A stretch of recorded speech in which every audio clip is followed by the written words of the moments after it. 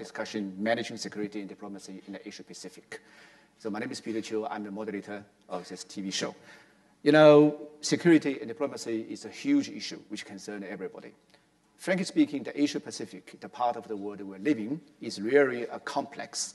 Frankly speaking, if we try to look at what's happened in the last 10 years or 20 years, Asia Pacific is really one of, or even the largest, the biggest economic driving forces, driving motors in the world.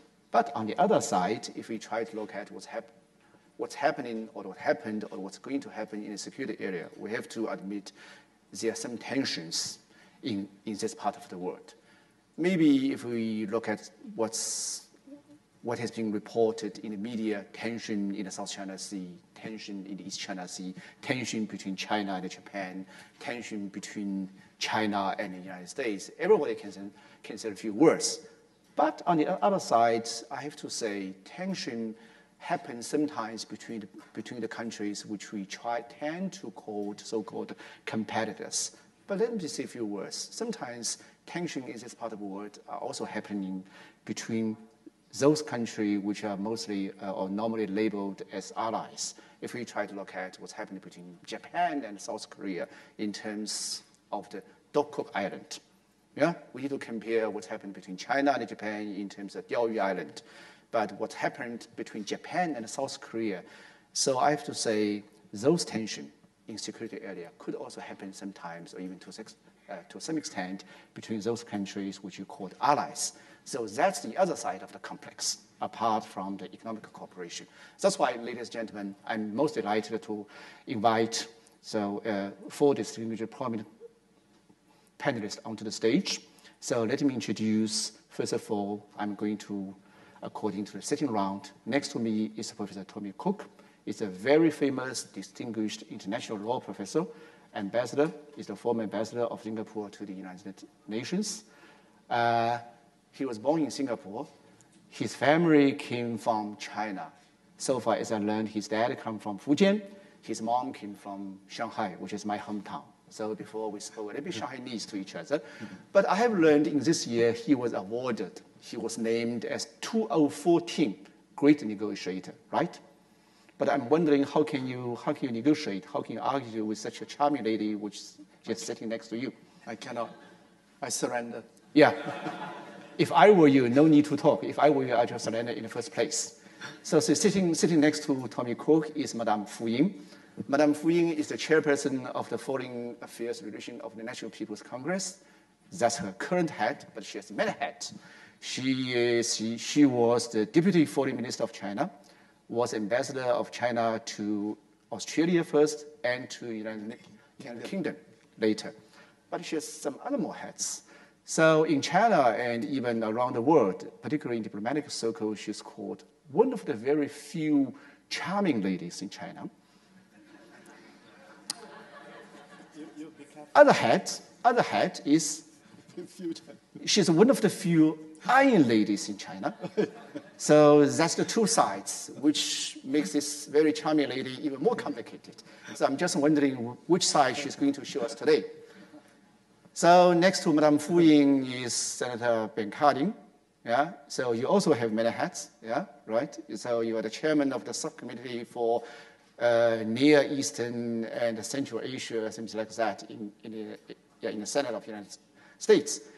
You just came from Hanoi, from Ho Chi Minh City, from Vietnam. So I was very interested in knowing what you did in Vietnam. So I just met, Daniel Russell in Hong Kong on his stopover to Hanoi. So after he just arrived in Hanoi, things became complicated. I don't tend to, to raise a conspiracy in my mind, but you might be interested in telling me what you did in Hanoi, and maybe next week you're going to back to Washington. You're going to make a stopover in Beijing. Whether it's within your plan, I don't know. This is our Indian friend. He should be a wise man. Vijay, is a parliamentarian of the upper house from Indian Parliament. I called him a wise man because in middle of the January of this year, he started to write a book about the current Indian Prime Minister Modi. So he must have known at that time, in the middle of January of this year, that Mr. Modi is going to win the election. Otherwise, he wouldn't have been interested in writing this book. And in March of this year, a Chinese press house approached him, trying to translate this book about the life, the vision, diplomacy of Prime Minister Modi into Chinese, which is going to be published early next week in China. So that's why I called him a wise man, because he knew in the middle of January of this year that Mr. Modi is going to win. And by the way, today, the Indian Prime Minister, or the new Indian Prime Minister, Mr. Modi, submitted or expressed invitation to the Chinese President Xi Jinping, invited Xi Jinping to make a state visit in India. So, ladies and gentlemen, so our topic is managing security and diplomacy. Joke aside, tension is a little bit serious, but how can we manage the security and the diplomacy in this part of the world? So I'm going to ask each panelist to make a short presentation. It has to be really very short, maximum 1.5 minutes. So since Madame Fu Ying is the only lady in this panel, I'm going to ask Madame Fu Ying to answer my question, maybe also each of you after Madame Fu Ying. What's the major security challenge in this part of the world from your point of view, Madame Fu Ying? Thank you. Thank you very much. First of all, let me say that I'm very honored to be here with these distinguished panelists. I want to thank Peter for the introduction, although I hope you won't be misled by his introduction of me. Let me try to be shorter than Peter to give you my view of the regional security perception from my point of view.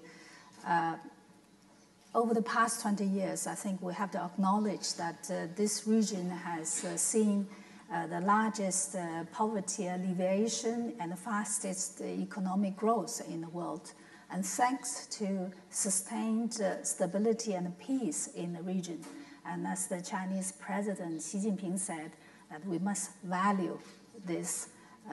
We have achieved this with a collective effort, and it hasn't been easy for us to arrive at this stage. Talking about security challenges, I'm a civilian person. I think for us, for the ordinary people, probably the challenges in a non-security area is most real. The television can show us very vividly the damages that can be done by natural disasters. And according to the statistics, half of the loss of lives in the world over the past years is caused by natural disasters. We could see the tsunami, earthquake, the typhoon, even the damage caused by air and sea accidents. For many in China, we still have difficulties understanding how could this Malaysian Airlines 370 just disappear like that. And we really hope that there will be closer cooperation and sooner outcome. So all these challenges needs greater cooperation in the region. In the non-traditional area, I think we could see the tension is rising, as Peter mentioned some of them. Maybe, I wonder if Tommy and Ben and Mr. Vijay are going to agree with me. Maybe we are at the doorstep again of choices. Are we going to continue the path of building trust, having cooperation, resolving differences, which has been proven correct over the past decades?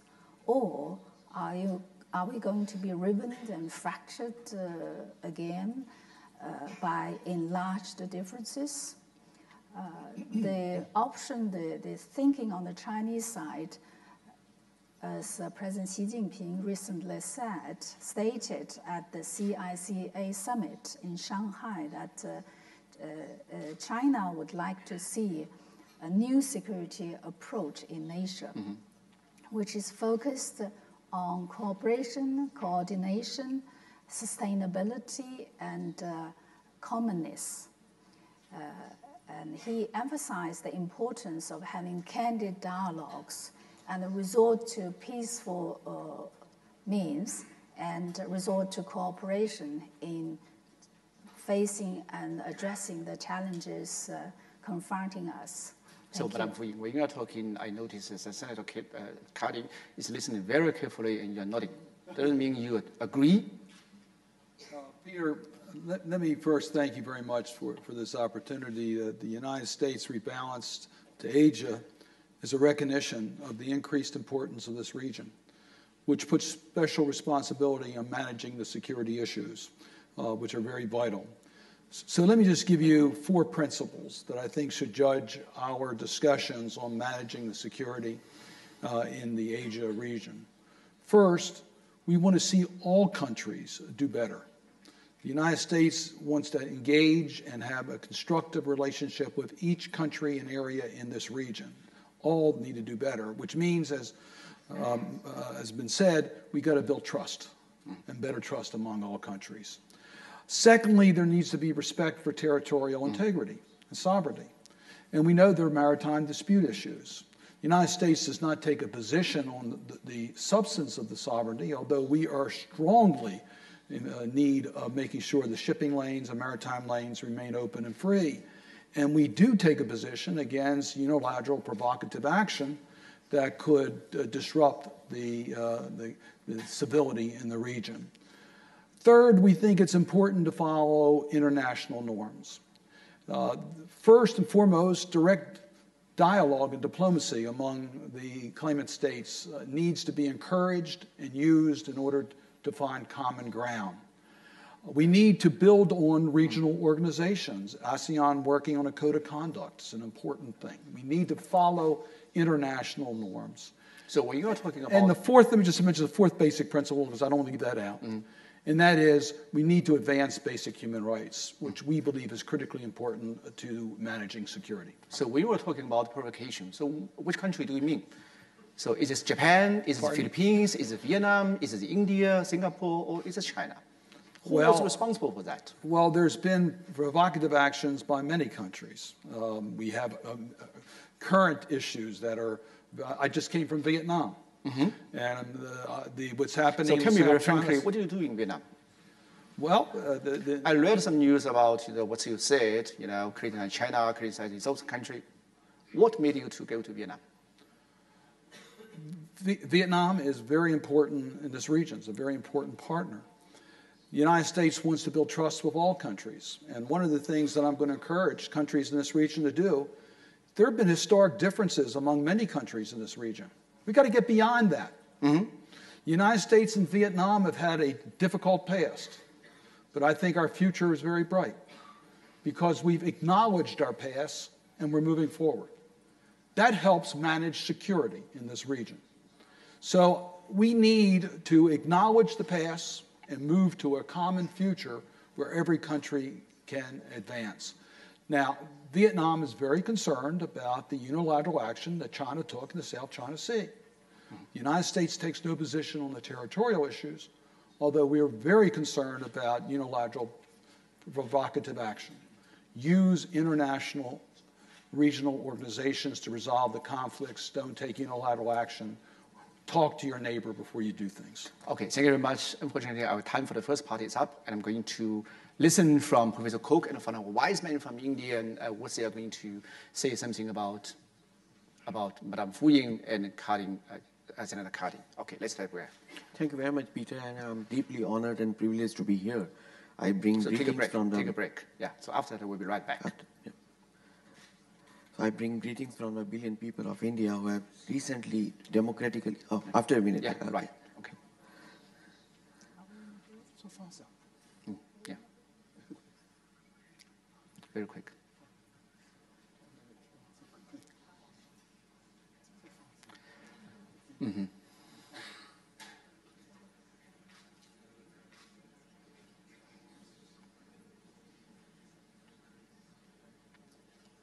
Okay, later. So later after Vijay, you can talk. Yes.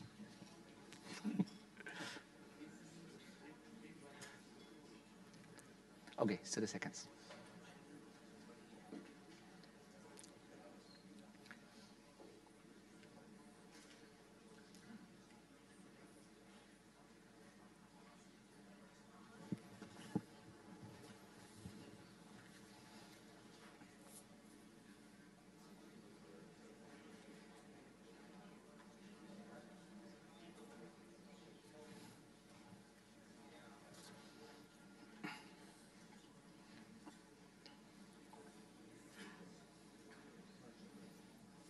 commercial break. Yeah.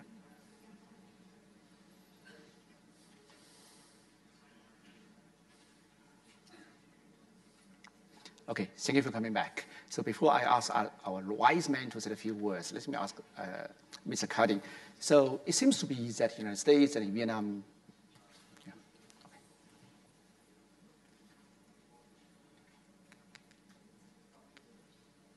Okay.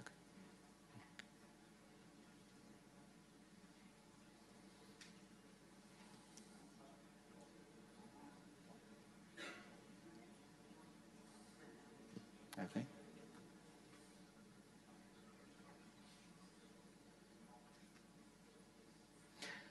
Okay, thank you for coming back. Before I ask our wise man to say a few words about Vietnam and China, let me ask Ms. Cardin. So it seems to be that the United States and Vietnam are getting more and more close together. You used to be enemy. So what made your country to be so close to Vietnam? So people tend to, again, build a conspiracy theory in their mind. The United States is behind Vietnam. The United States is behind the Philippines, trying to make the reassurance or rebalancing in this part of the world. Is this correct? Well, the United States seeks a very strong relationship with each country and area in this region. We have spent a great deal of time with our relations with China because it's a very important relationship for the United States. Every country we have reached out to better understand and to build trust and to work to mutual advantage. So it's not one country, it's all countries in this region. And respect for all countries that we think is critically important. We take no sides on sovereignty disputes, but we are very strongly in favor of a process that allows for the peaceful resolution of differences. Okay, you said, Madam Fu Ying. So Mr. Cardin said the United States is not taking any position. Do you believe? Aren't you going to give Tarun and me a chance to speak? Yeah, later, yeah. Okay. Do you believe that the United States is not taking position, not taking any stance?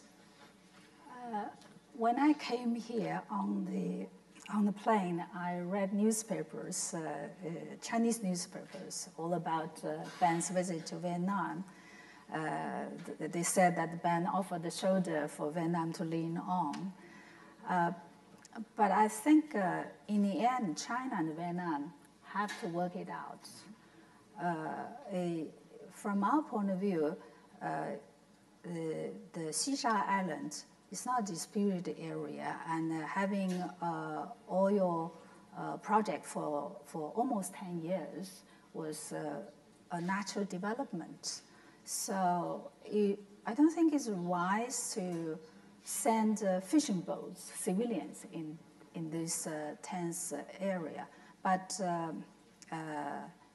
whatever are the views, I don't think Ben can go there and solve the problem for us. China and Vietnam have to try to find a way out. Mm-hmm. Okay, wise man from India. Peter, I must thank you because I'm rather honored and flattered that you have called me wise man, at least 3 or 4 times. So I must find the right words to prove that I'm really belong to the top. Right. But having said that, coming from the land of Buddha, I must quote from the Lotus Sutra. The biggest threat doesn't come from military or missiles.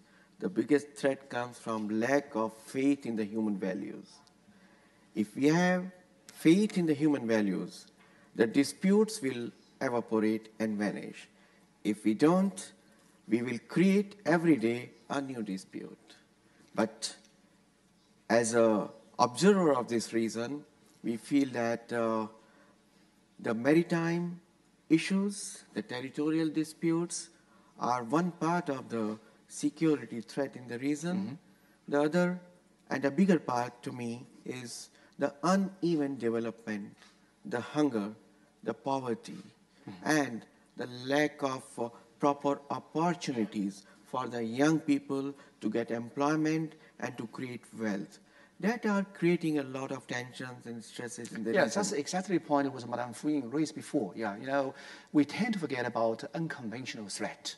When we're talking about security tension, we are talking about military tension. We are talking about the rise of one nation. We are talking about try to either contain or to make the deterrence against this country. Yeah, forgetting about we are facing a lot of common challenges, terrorism, natural disaster. So military are based here. You know, what is military out of for, actually? You know, Mr. Ko. I don't want to answer your question. I'm serious. I want to answer the question that you posed to all of us, which is an overview of the region, the prospects of peace and war. And what I want to say is that having heard from the superpower, the United States, and two major Asian powers, China and India, I want to try to speak on behalf of the ASEAN family. Mm-hmm. Yeah. And I've chosen to wear a tie that represents the ASEAN mission and agenda. Mm-hmm. Our mission and agenda is to promote peace, cooperation, and mutual trust in the Asia-Pacific region. We try to do this by increasing economic interdependence through our FTA strategy. We try to increase mutual trust and confidence by bringing the countries of the region together through such processes as ASEAN Plus 3, the ASEAN Regional Forum, the East Asia Summit. That's my first point. My second point is that we should have a more balanced view of the region. If you look at the region, there's a high degree of cooperation and interdependence between China and the United States, between China and Japan, which is not on the panel, between China and India.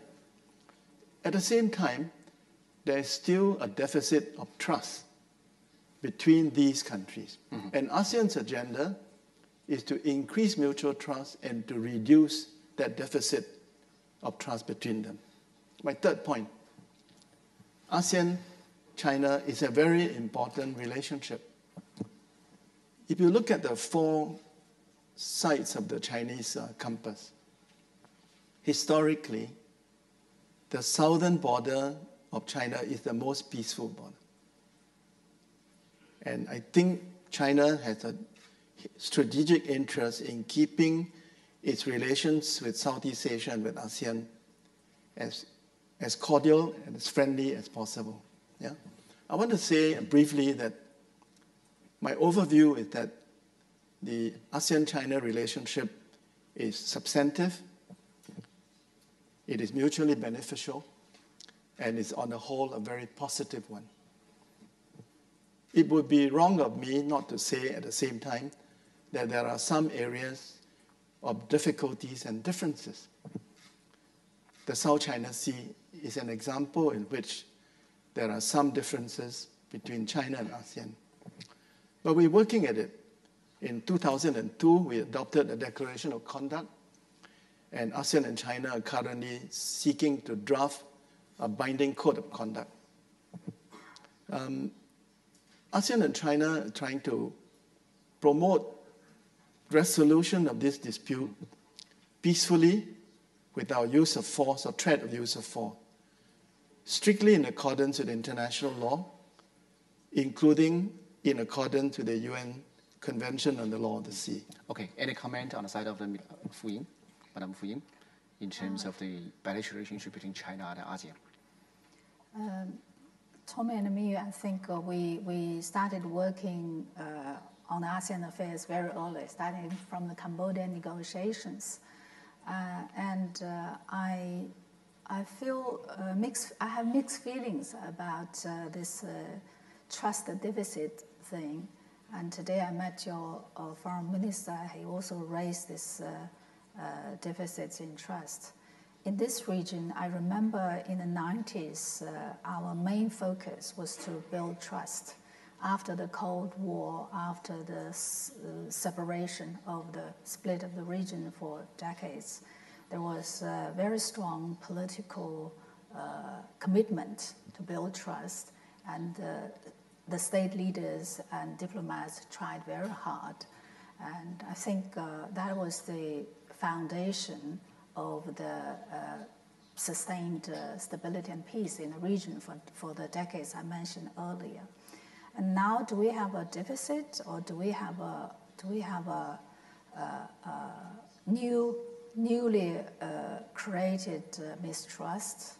I think it's a question we need to reflect on.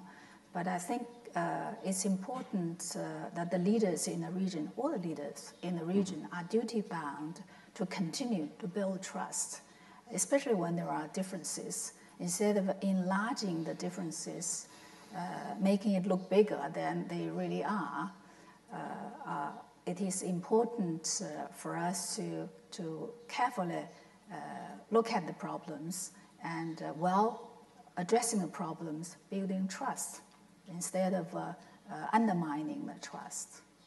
Okay, we've been talking about ASEAN, we're talking about dispute between China and the ASEAN countries. But from my point of view, the future of Asia Pacific depends to a large extent on the major countries, on the major nations, including China, United States, India, and maybe one of the countries who is not present today is Japan. You mentioned Japan. So how do we look forward to the future, maybe 5-10 years? So where's Japan heading for? Where's China heading for? Where's the United States and India heading for? How China is going to assess, how the United States is going to assess the future direction of that country, which is today not present. So let's make it back. We'll be right back. Break again.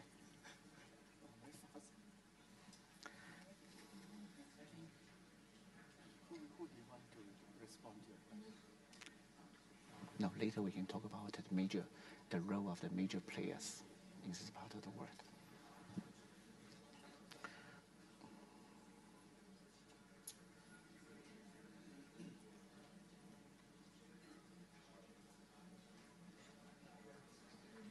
I don't know whether you are aware of the very critical role that ASEAN plays. We play the role of the convener, the chairman of the regional. We bring everybody together. Yes, that's very important. We chair the ASEAN Plus 3, the ARF, we chair the East Asia, because we are neutral, we're trusted by all the major players. We play a very important role. So it is not just the major power, it's also the role, the critical role that the ASEAN plays. So at some point I want to talk about the role that ASEAN plays in bringing the region together. Okay. Yes. Over yours, yes, about the future. Maybe I'll ask Madam Fu Yin and on ASEAN China, I hope it's really clear that overall it's a very positive relationship. That's clear, right? That there are some areas of friendship.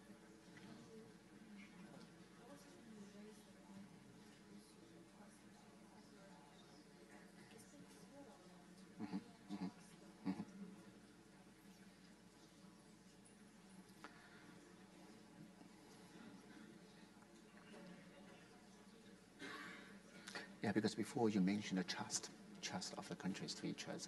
Yeah, so whether to what extent there's a trust between China and the United States, China and Japan, yeah, ASEAN and China. So I think the future depends to a large extent on how we assess the future, how we look forward, how we predict the future. I'm willing to say that. Yeah, okay. Always the lady first.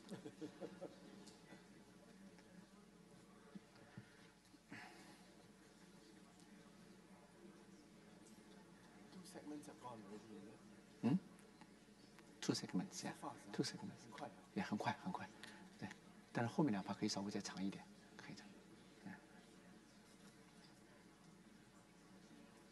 The last segment will be the most interesting. Yeah, I think so. I hope so. Yeah.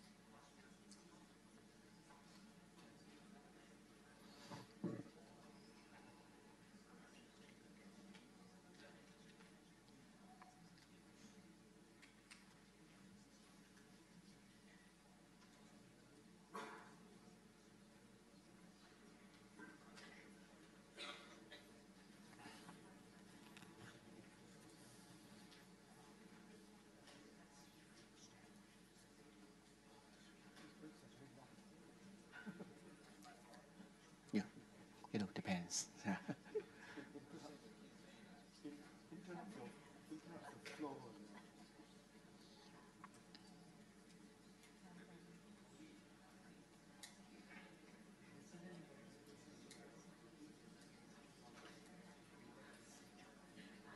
Okay, we'll be back. Yeah.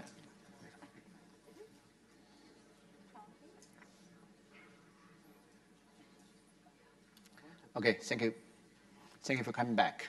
So before doing the back, Tommy kept trying to persuade me to convince me that small countries, ASEAN, are very important to play a key role in trying to coordinating between different countries who have tension to each other. Yeah. You guys, you're very important, but No, major players are also very important. No, United States, China, India, Japan as well. So I would like to name the country which you mentioned before, but which is not present here, Japan. We know today is a key day because, the Japanese Prime Minister, Shinzo Abe, is going to make a keynote speech in the conference room, which is just always ahead here, in about 2 hours. So what do you think? What you guys are guessing he's going to talk about? I've learned from media he's going to talk about proactive contribution of Japan to peace globally. I don't want to, what do you think? I don't want to anticipate what Prime Minister Abe is going to say throughout the dinner in a few minutes' time. Mm-hmm. I think it would be inappropriate to do that. What I want to do is to say of these relationships that you've mentioned, China, Japan, China, the United States, China and India, the most important is China, the United States. Mm-hmm.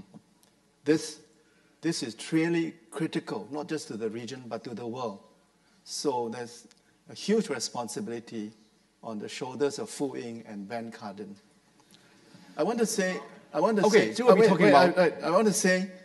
that we are fortunate that the leaders of the United States, President Obama and President Xi, are aware of the burden of history. Mm-hmm. They know that in a majority of cases in history, when an incumbent power faces a rising power, it's ended in war. Mm-hmm.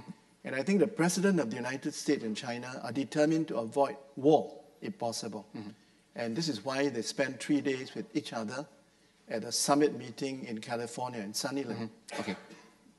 This is a very important meeting. And I think what came out of this meeting is an agreement on the two sides to cooperate where their interests converge, to compete where they do not, and to manage their differences with maturity and wisdom. And I think that's a very good outcome. You are talking on behalf of China and the United States. No, I'm not speaking on behalf. I'm speaking from the ASEAN point of view. We want good relations between the two of them. Okay, we want good relations. For sure. We want good relations. I'm pretty sure Madame Fu Ying and Senator Cardin are going to talk about the pattern of the great power relationship. Yeah. But you're obsessed with Japan. Huh? Let me say this to you. Yeah, because I'm curious to know what the Japanese Prime Minister going to talk about in 52 hours. Listen. Right? The current relationship between Tokyo and Beijing is very bad. But I want to remind you, respectfully, that only 6 years ago, in 2008, President Hu visited Tokyo. He was hosted by Prime Minister Fukuda. It was a very successful summit. The two leaders concluded what they call a principal consensus, among other things, to turn the East China Sea. Tommy, that was the case 6 years ago. 6 years. That was the case. So, at that time, Japan hadn't yet tried to buy the island, Galway Island. Japan hadn't started to nationalize the island. So I just want to, remind the two of you, mm-hmm. China and Japan, that you have so many common interests that it makes good sense for China and Japan to cooperate with each other and to view each other as friends. It makes no sense from the ASEAN point of view for Japan and China, as you do today, to see each other as enemies. Okay, thank you very much. And I remind you that only... Thank you. This is the time when the wise men from the East should intervene and say something. Okay. Right? Peter, I think that every bilateral relation is the most important relationship. Mm-hmm. And every single country is the most important country in the world. we should not be looking at any country that this is less important and that is more important because of size, because of military power, or because of the economic prowess. We think that you have mentioned Japan, and India has a very good all-weather relationship with Japan, so we value very high our friendship with China, and our Prime Minister has invited President Xi to visit India. When we speak about increasing the trust level, I must say that my Prime Minister Narendra Modi, the moment he was declared a Prime Minister designate, even before taking oath, he invited the neighbor Pakistan and all the SAARC country leaders. That increased the trust level between us and the regional powers so much that we began very auspiciously. This is the way of dialogue, the way of negotiations. Okay. Talk and talk. There is no other way, because everyone in this region is hoping that we leave a legacy of poverty alleviation, of prosperity. Let every person in this region be rich. Poverty is the biggest enemy of development, of peace. So we want that peace, stability, and prosperity. Work for that, and together we can make a big change in the region. Okay, Vijay, let's talk about East Asia. Yeah, but Ben might have Well, something to say. I'm going to agree. I think every country has a responsibility here. It's not just a responsibility of China or the United States or Japan. Each country has a responsibility. And I think ASEAN can do a huge service to this region by your pursuit of the Code of Conduct for maritime disputes. And I hope China will work very constructively with ASEAN to develop that Code of Conduct. I think that can be extremely helpful. I do think the large countries have more of a focus, and there is more concern about their unilateral action. Let me just give you one example. What Russia did in Ukraine has everyone nervous because of their military might. If they can use their military might to change borders, it gets countries concerned. Large countries have responsibility, that have the military strength to make sure that we use fair process and we watch our conduct. As I said, the United States takes no position on the sovereignty issues. We're not a claimant. But we do believe that your process and conduct is critically important. And that's why we need to develop a way in which the countries can have direct dialogue. That's the best way, resolve it among the countries that have the dispute. Okay, let's go to different cases. Let's go to the case between China and Japan in terms of the dispute of the Diaoyu Island, in Japanese Senkaku Island. So if you say nobody's going to should change the status quo, let me ask Madame Fu Ying, in case of Diaoyu Island between China and Japan, who changed the status quo first, from your point of view?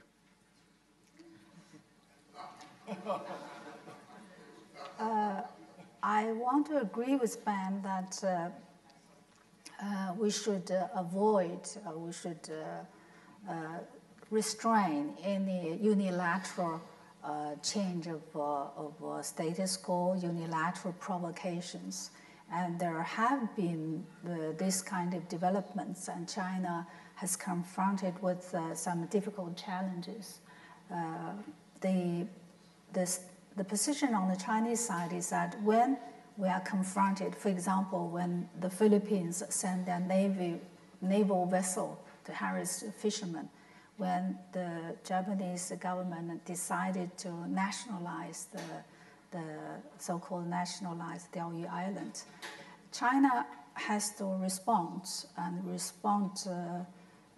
effectively. But the purpose, I think the purpose is, on the one hand, protect China's interests. On the other hand, also to prevent provocations from escalating, from spillover. And that's important for preserving peace and stability as well. But in the final analysis, I think it's very important to come back to dialogue, come back to negotiations, come back to the consensus that we are trying to resolve the issues through peaceful means. So, Ms. Cardin, you're nodding. So, according to Madame Fu Ying, it was pure that China was self-defensive. If Japan wouldn't have been nationalized the Diaoyu Island, China would have been so, according to your word, proactive. Well, I agree that we need a process that leads to a fair resolution in a peaceful way. I've already expressed the views that we've seen provocative actions, which the United States strongly opposes. We don't want to see unilateral action taken that attempts to resolve sovereignty issues that should be resolved through international norms. There are lots of examples out there, and they do heighten the risk factor that it could become a major international incident, something I don't think any of us want to see happen. Can I say something? I think on Senkaku Diaoyi, as a neutral person, the ASEAN view is that there are two competing narratives on sovereignty over Senkaku Diaoyi. The Chinese view, which is shared by Taiwan, is that these islands were ceded to Japan under the 1985 Treaty of Shimonoseki. The Japanese narrative is that these were terra nullius and were acquired by Japan. Our appeal to both sides, our appeal to Japan is to acknowledge that it has a dispute with China, which so far Japan has refused to acknowledge. Our appeal to China is to reconsider your long-standing policy that when you have a territorial dispute over sovereignty, you are not willing to refer such disputes to a third party. My appeal to Fu Ying and through her to the Chinese government, wait, let me finish, is why don't you, China, take the moral high ground and say to Japan, acknowledge there's a dispute. Let us refer this dispute to the International Court of Justice. So let me tell you why. Because China is concerned about Japan's future direction. Where's this country heading for? Of course, maybe the Japanese Prime Minister. No, your answer is not convincing. I mean, he's going to say Japan is peaceful. Japan is going to be peaceful. I'm sorry. One of your weaknesses is that China must decide for itself. As you rise in the world in power, prosperity, and influence, you must give the world confidence that China will be a responsible citizen of the world. You must give the world confidence that China will be a law-abiding nation. You must give the world confidence that if you have a dispute with another country, that you're willing to consider settling that dispute through negotiation if possible. Dispute between China and Japan in terms of Diaoyu Island is only a case which reflects the concern of the both countries to each other about their future. China is very much concerned about Japan's future, where Japan heading for, based on the history, based on the fact that Japan has not admitted to what they did in the war history. No, how can this country going to be peaceful if this country hasn't yet admitted to their war history? That's the problem. Singapore was occupied by Japan. You must have experience in that. But you're conflating the Senkaku Diaoyi issue with other issues. So let's stay focused on Senkaku Diaoyi. I'm sorry to take over the moderator's role. But on Senkaku Diaoyi. Now you're the moderator, I'm the panelist. Okay, we're just changing the roles. So I'm serious. You know, I respectfully, I'm a friend of China. I'm an admirer of Fu Ying. We in ASEAN regard the rise of China in a positive way. It has brought enormous benefit to Tommy, let me tell you. But wait. If you are my friend, if you and me will have disagreement, nothing serious can happen. If I'm concerned about the future, any small case can be escalated. That's the point. The case of Diaoyu Island is not only the Diaoyu Island case itself. That reflects concern of China about Japan's future.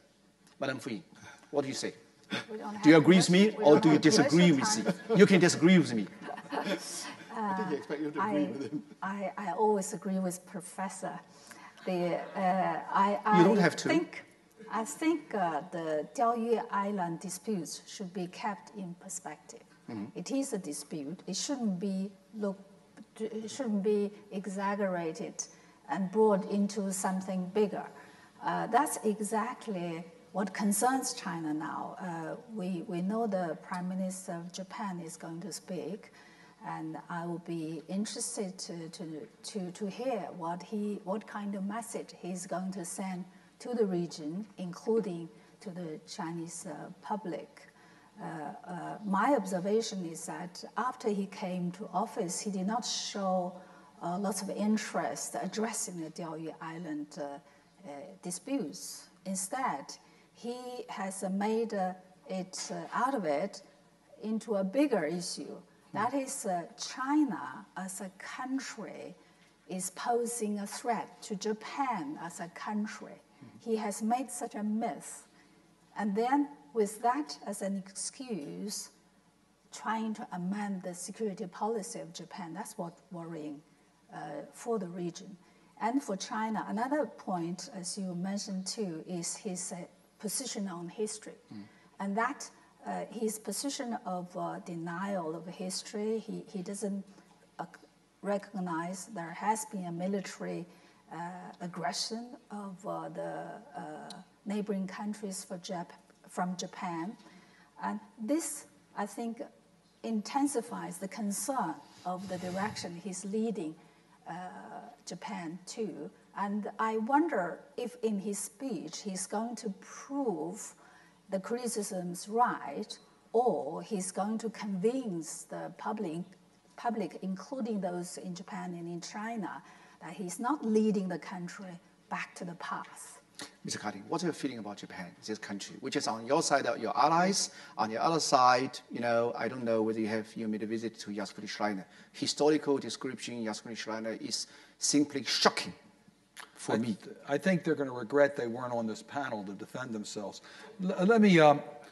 President Park, when she appeared before the joint session of Congress, made a suggestion that there be a regional organization similar to the OSCE for Northeast Asia that would include not just the Republic of Korea and Japan, but also China, and that it used the format of the OSCE to resolve problems through dialogue among different countries. I know there are different regional organizations, but you mentioned many issues that I think we need to resolve. The United States enjoys a very strong relationship with Japan and with the Republic of Korea, and yet the relationship between those two countries has had its challenges. We are strengthening our ties with China. We believe that a regional dialogue to openly discuss these issues, including the historic, you shouldn't revise history. Deal with it and move on. And we have raised concerns that has not been the case, and I think it does affect the security of the region. So we encourage strengthening the ties that currently exist, and look at President Park's suggestion for a dialogue organization that allows certain core commitments to be followed among the countries. Let's see what the Japanese Prime Minister is going to say in 2 hours in a conference room on the opposite side, whether the international community is to be fully convinced by him. Let's make a break here. We'll be right back. Commissioner, we have to. Yeah. Okay, ladies and gentlemen. So it's going to be the fourth part, the last part. So in the last part, I'm going to open the floor to the audience. So, yeah.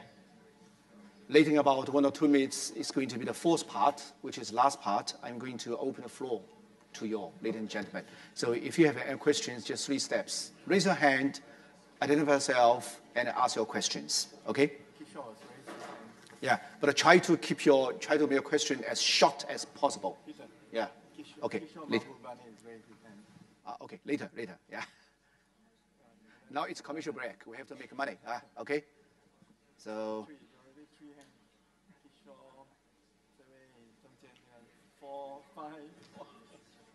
So many hands. Okay.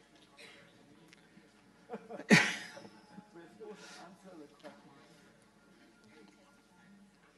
So many questions. Maybe you can take 2 at a time. So I try to look. So maybe about 10. We're only 10 minutes. Okay. Only 5 to 6 minutes. 5 to 6 minutes. 5 to 6 minutes. Very short. Yeah. So maybe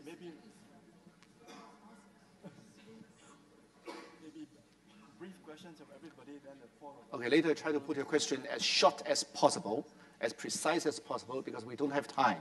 We don't have too much time. Okay. Take all the questions, and then we will make a brief conclusion.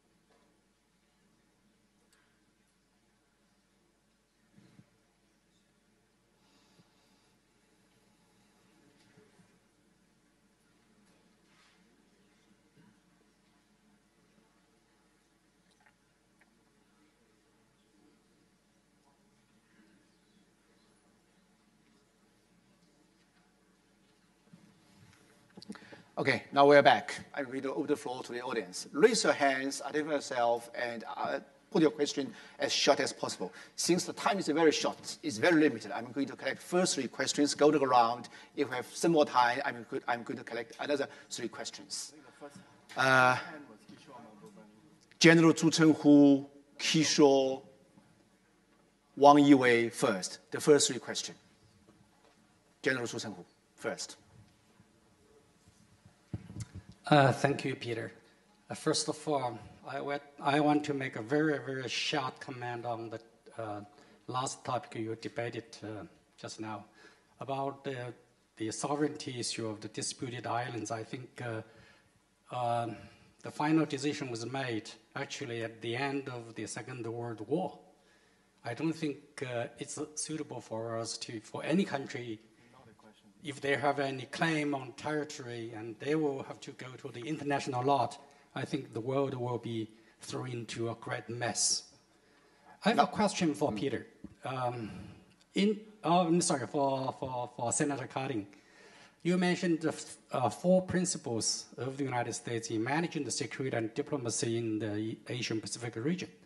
In the second principle, you mentioned that you are still holding a neutral position. You do not have any position on the sovereignty issue. But if you look at the statements by President Obama and Chuck Hagel, Secretary of Defense, in their visit, actually their languages have proved that the United States have turned from ambiguity to clarity. I'm wondering if my understanding is right or not. Thank you very much. Okay, thank you, General Zhu Chenghu. Kishore. I'm going to pose a very short, sharp question on U.S.-China relations, because if you're going to manage security and diplomacy in the Asia-Pacific, the most important relationship is the U.S.-China relationship. And here, if you believe the media, if you read the Western media report, you get the sense that the relationship is on a downward trend. But if you look at it objectively, at the common interest that they both have in maintaining the current global order, in keeping the multilateral institutions working, the common interests are far greater than the divergent interests. And by the way, I wrote a book called The Great Convergence that explained it. So my question to the representative from the United States and China is, can United States and China actually proactively do more to identify the common interests that both have in strengthening the global order? And that may be one way of, in a sense, counteracting the perception in the media that everything is going downhill. Okay, thank you very much. Wang Yiwei. Thank you. I have a question to Senator Martin. President Obama made a very important speech in the West Point that the U.S.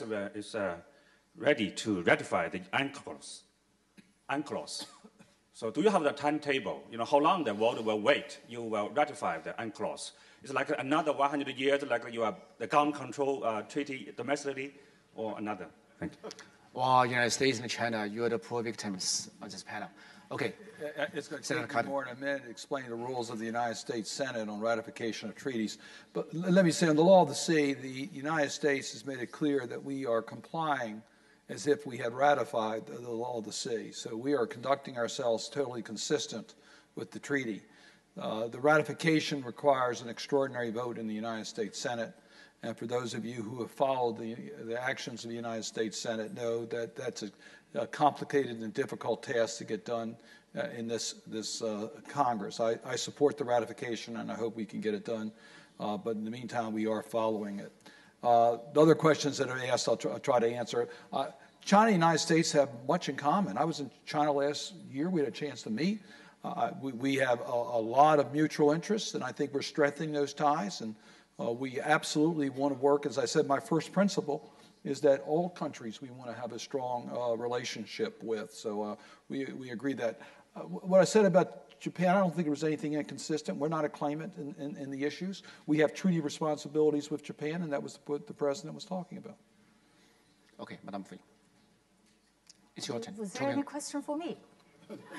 Yeah, about China and the United States. Because we're having a talk about the pattern of the great power relationship between the United States and China. Right.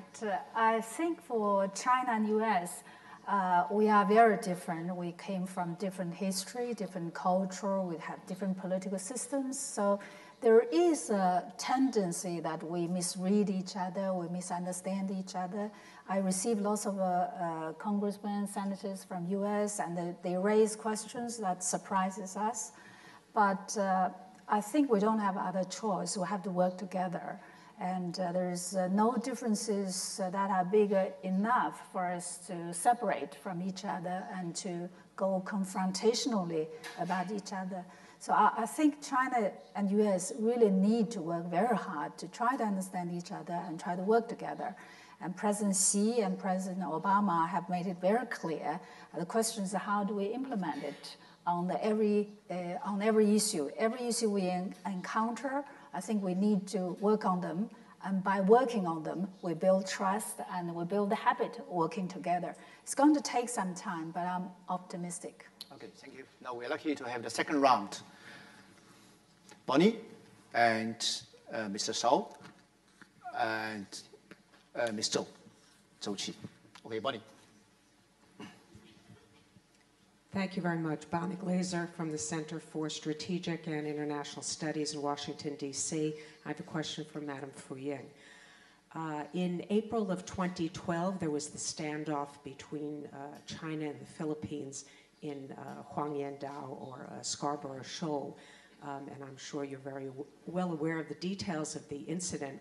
The United States, of course, did not seek to embolden the Philippines, as I think Peter and others have suggested, but rather proactively tried to broker a deal to diffuse the tensions and restore the status quo ante. Unfortunately, the Philippines complied with the agreement, and China did not. And I wonder if you could explain why China decided to reoccupy the shoal, and do you see any relationship between that decision and the more recent decision by the Philippines to sign a 10-year military access agreement with the United States? So was it worth the price? Thank you. Okay, thank you. Mr. Shao.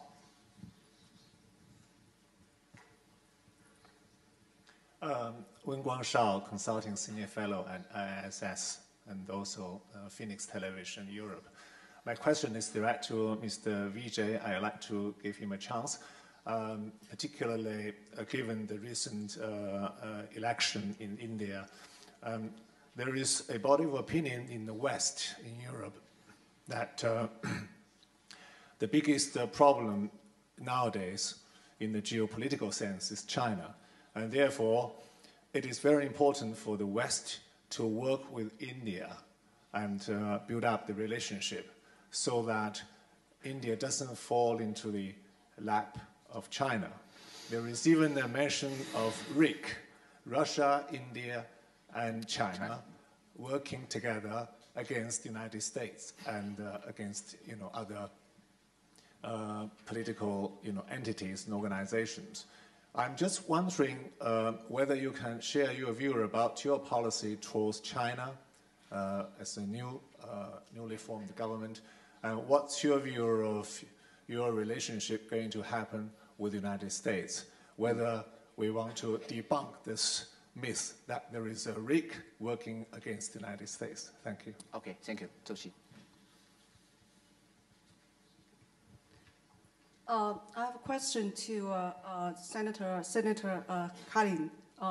My question is that the United States has repeatedly said that its concerns about the freedom of navigation excuse me, in the South China Sea. However, China believes that its freedom of navigation has never been challenged in this region. And what the U.S. is really concerned is its capacity of power projection around the world. Thus, the U.S. needs the freedom of movement even within the EEZs of other countries.